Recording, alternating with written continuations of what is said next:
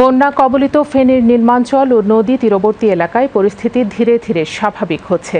জেলার ছাগলনাইয়া, ফেনী সদর ও দাগনভূঞা উপজেলার কিছু অংশের লোকালয়ে এখনও পানি থাকলেও ফুলগাজী ও পরশুরামে বেশিরভাগ এলাকায় বন্যার পানি নামতে শুরু করেছে।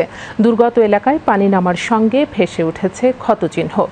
অনেক এলাকায় খাদ্য ও নিরাপদ পানির সংকটে বানভাসী মানুষের ভোগান্তি এখনও কমেনি।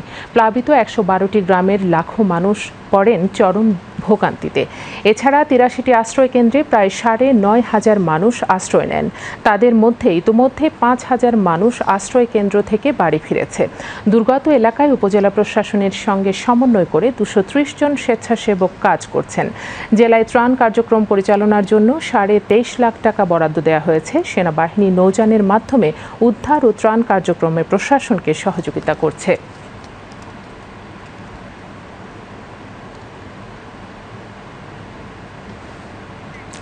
এদিকে নোয়াখালীতে টানা ৪ দিনের পাহাড়ি ঢল ও ভারী বৃষ্টিপাতের পর শুক্রবার থেকে পরিস্থিতি উন্নতি হতে শুরু করেছে। তবে জেলার নিম্নাঞ্চল ও শহরের বেশিরভাগ এলাকায় এখনও বন্যার পানি জমে রয়েছে।